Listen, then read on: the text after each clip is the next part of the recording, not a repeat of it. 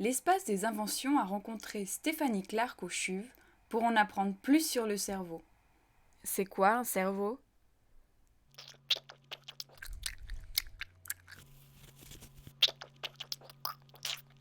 Bon, ça c'est un modèle en plastique du cerveau, hein. Donc c'est à peu près grandeur nature. La couleur n'est pas tout à fait juste, mais un cerveau pèse autour de 1500 grammes, 1,5 kg, et il est fait d'une matière très particulière qui nous permet vraiment de bouger, de ressentir, d'agir, de planifier. Finalement, ce que nous le sommes à travers notre cerveau. Ce qui est très intéressant, mais ce qui a aussi des répercussions en cas, par exemple, d'accident. Donc il faut prendre soin de nos cerveaux. Une matière, qu'est-ce que c'est? C'est de la gélatine? C'est une... Lorsque les chirurgiens ouvrent le crâne, ils sont face, donc il y a des enveloppes qui couvrent le cerveau, mais dessous se trouve une matière qui est très délicate. Ça a une consistance d'un flan presque. Donc c'est très très vulnérable, et d'où aussi justement le problème des accidents. Si quelqu'un se tape la tête trop, ou dans les accidents de voiture, le cerveau peut être endommagé très très sérieusement. Donc, depuis dehors, on voit dans le cerveau des parties avec des sillons. Donc ça, c'est ce qu'on appelle des hémisphères. On voit une partie qui a des stries plutôt longitudinales. Ça, c'est le cervelet. Et on a une petite partie qu'on appelle le tronc cérébral. Ce cerveau-là, on peut l'ouvrir. C'est fait pour des buts pédagogiques. Et on peut, par exemple, le séparer en deux moitiés. Donc on voit le cerveau droit et le cerveau gauche différemment. Ils sont normalement liés ensemble, collés ensemble. Et à l'intérieur de ces hémisphères, on a des différentes structures qui justement sont impliquées dans les différentes choses que je peux faire, etc. Mon cerveau est dans le crâne. Il est très bien protégé pour la plupart des situations. Le fait qu'il est dans le crâne, donc il se trouve dans le crâne enveloppé, tamponné par du liquide qui se trouve juste autour, et dans la plupart des situations, c'est bon. Ça peut jouer des mauvais tours, par exemple dans les accidents de voiture. Si je suis dans une voiture qui heurte quelque chose à une grande vitesse, qui décélère extrêmement rapidement, le crâne s'arrête très abruptement et le cerveau, parce qu'il est suspendu d'une façon beaucoup plus molle, va s'écraser contre ce crâne qui normalement le protège. Et c'est ça ce qui fait les dommages dans la partie antérieure du cerveau suite aux accidents. Où se passe quoi dans le cerveau? À peu près un tiers, le tiers derrière, dans la partie postérieure, derrière du cerveau, s'occupe de la vision. Donc si je le vois, c'est que ces régions-là interprètent l'information que mon œil envoie dans cette partie en arrière du cerveau. Par exemple, pour reconnaître le visage de quelqu'un que je connais, ça implique des régions très particulières du cerveau. Et d'ailleurs, si elles sont endommagées, un patient ne reconnaît plus des gens qu'il connaît, ne reconnaît plus les membres de sa famille lorsqu'il les voit. La partie qui s'occupe de ce que nous entendons se trouve à peu près dans cette région-là, au milieu. La partie qui nous permet de bouger, mais de l'autre côté aussi de ressentir ce que nous touchons, c'est une partie allongée ici. Et nous avons des régions spécialisées différemment, comme cette région-là qui nous permet de s'orienter dans l'espace, gérer où nous voulons où je veux donner mon attention, où se trouvent mes parties du corps, où se trouvent des choses par rapport à moi. Et il y a cette partie tout en avant qui est très sophistiquée et qui coordonne un peu ce qui se fait ailleurs dans le cerveau. Mais c'est finalement cette partie en avant qui nous permet de planifier des choses, de gérer des différentes tâches, de pouvoir nous concentrer, mais aussi de gérer notre comportement. Donc, Si j'arrive à me tenir tranquille quand je dois le faire, c'est que cette partie marche bien. Et aussi notre personnalité, comment on est beaucoup géré par la partie antérieure de notre cerveau. Un cerveau contient environ 100 milliards de neurones. Les neurones sont des cellules à travers lesquelles les informations circulent.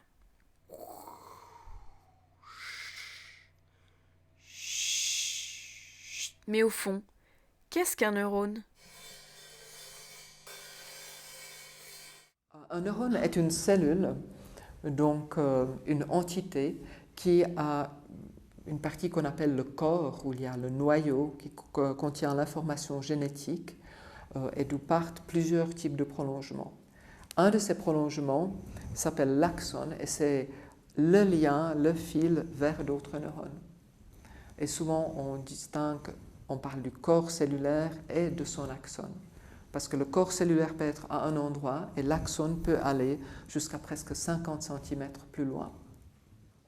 Les axones des neurones qui s'occupent de la motricité, donc ils ont leur corps cellulaire ici, donc les neurones, et les prolongements descendent à travers l'hémisphère, à travers le tronc cérébral, à travers la moelle, jusqu'au niveau qui gère, par exemple, le doigt ou le pied, etc. Donc effectivement, il y a des neurones ou des ensembles de neurones, des neurones qui sont en réseau, qui sont utiles pour une chose, mais ils ne sont pas dédiés qu'à cette chose-là. Donc je n'ai pas que des neurones qui sont séparés pour le vélo, des neurones séparés pour le ski, des neurones séparés pour la grimpe, des neurones séparés pour le volleyball, mais il y a des neurones qui participent à plusieurs types d'activités ou gérer plusieurs types d'activités.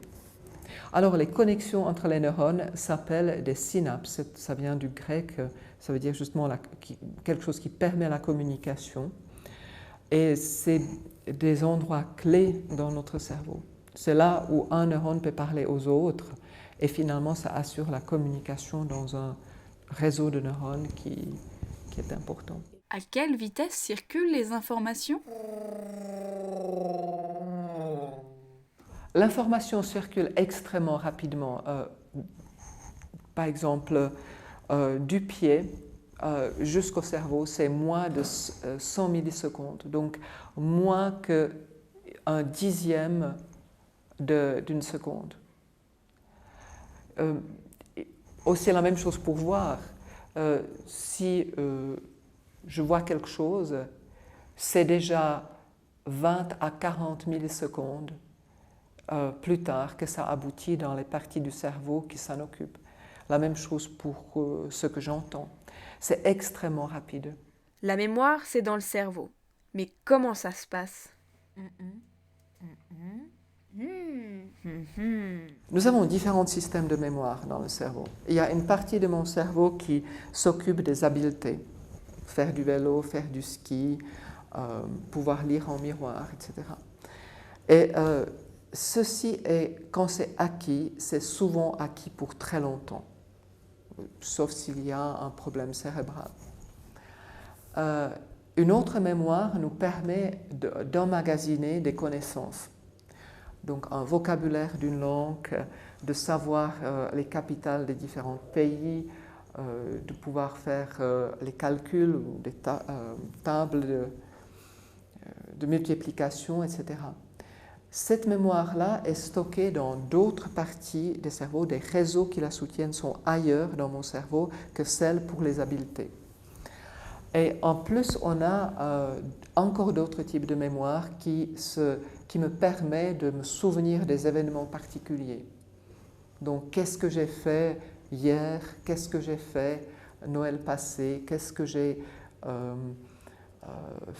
comment était mon premier jour à l'école, etc. Donc même si c'est il y a longtemps. Des événements très particuliers. Et de nouveau, ces souvenirs-là dépendent des réseaux, des neurones qui sont encore dans une autre partie de mon cerveau. Donc, mais le principe du fonctionnement, que ces réseaux se reconstituent lorsque j'apprends quelque chose de nouveau, que ce soit la signification d'un mot, un souvenir personnel particulier ou une habileté, les mécanismes sont très similaires dans ces réseaux. Est-ce que le premier de la classe a un cerveau plus gros que les autres? Notre intelligence ne dépend pas de la grandeur du cerveau. Le cerveau a à peu près 1,5 kg, donc ça pèse 1,5 kg, mais ça peut varier entre 1,1 à 1,6, 1,7. Et notre intelligence ne dépend pas de ce poids du cerveau. Un cerveau de 1,7 kg n'est pas d'une personne plus intelligente que de quelqu'un qui a un petit cerveau. L'intelligence, ça ne se voit pas dans le cerveau. On peut voir notre cerveau en passant dans une résonance magnétique ou un scanner, et on peut avoir des images presque comme ça du cerveau d'une personne. Et en regardant ce cerveau, on ne peut pas dire ça c'est une personne intelligente, ça ce n'est pas une personne intelligente. Finalement, l'intelligence se voit quand on voit la personne elle-même, comment elle réagit, comment elle fait, qu'est-ce qu'elle peut faire. Ce n'est pas en regardant le cerveau qu'on puisse le dire. Et vous, Stéphanie Clark, qu'est-ce qui vous intéresse dans le cerveau? Un cerveau, c'est quelque chose de fascinant et ça vaut la peine de le comprendre. Pour moi, en tant que personne, c'est quelque chose qui me permet d'être ce que je suis, de faire ce que je veux faire, ce que je dois faire, de planifier mon avenir, de vivre mes sentiments. Donc c'est quelque chose d'extrêmement important. En tant que médecin, je souhaite de comprendre comment le cerveau peut se réorganiser lorsqu'il y a une maladie, lorsqu'il y a une lésion. Beaucoup de nos patients ont subi des lésions soit par un accident, soit une lésion par une maladie, et nous essayons de les faire récupérer autant que possible pour qu'ils puissent reprendre leur vie professionnelle si possible. Le cerveau adulte peut se réorganiser passablement. Il y a des patients qui ont des lésions dans la partie du cerveau qui s'occupe de la motricité, qui au début ne peuvent pas du tout bouger, par exemple un bras, et qui, avec les semaines, voire les mois, peuvent recommencer à l'utiliser. On sait aujourd'hui que c'est d'autres parties du cerveau, donc là où il n'y a pas la lésion, qui peuvent s'occuper de cette motricité qui est retrouvée. Et un réentraînement très ciblé, très bien organisé, peut le faciliter. C'est la même chose pour d'autres aspects. Lorsqu'on a une lésion de la moitié gauche du cerveau, c'est le langage qui peut être perturbé. Il y a des patients qui tout d'un coup n'arrivent plus à parler ou plus à comprendre de ce qu'ils entendent. Et de nouveau, avec une rééducation, on peut les aider à retrouver la parole, retrouver le langage d'une façon plus ou moins complète. Et là aussi, le cerveau se réorganise, utilise d'autres parties pour soutenir le langage. Et en tant que médecin et chercheur, je souhaite de comprendre qu'est-ce qui permet au cerveau de le faire, quelles sont les meilleures conditions possibles pour le faire et comment nous devons agir pour aider le plus nos patients. Et aujourd'hui, est-ce qu'on sait tout sur le cerveau? On connaît beaucoup de choses sur notre cerveau. On commence à comprendre assez bien quelle région gère quelle fonction ou comment je peux faire les différents aspects de ma vie quotidienne. Par contre, les mécanismes précis ne sont que partiellement compris. Comment exactement se forment les synapses? Comment est-ce que je peux les changer lorsque j'apprends quelque chose? Qu'est-ce qu'il faut? Ce n'est pas très clair. Aussi, nous ne comprenons pas dans tous les détails ce qui se fait dans les différentes maladies. Si j'ai une lésion cérébrale, comment exactement mon cerveau peut récupérer? Quelles sont les limites de cela? Et qu'est-ce qu'on peut faire pour l'améliorer? Et finalement, la plus grande question, c'est, disons, sans notre cerveau, nous ne pouvons pas faire tout ce que nous faisons, nous ne pouvons pas ressentir tout ce que nous ressentons, ça on sait. Mais qu'est-ce qui fait que je me rends compte qu'aujourd'hui il fait beau, le ciel est bleu et que là il est la personne que j'aime? Qu'est-ce qui me donne ce sentiment? De faire le lien entre ça et des événements dans notre cerveau très précis, ça c'est pour le moment pas compris.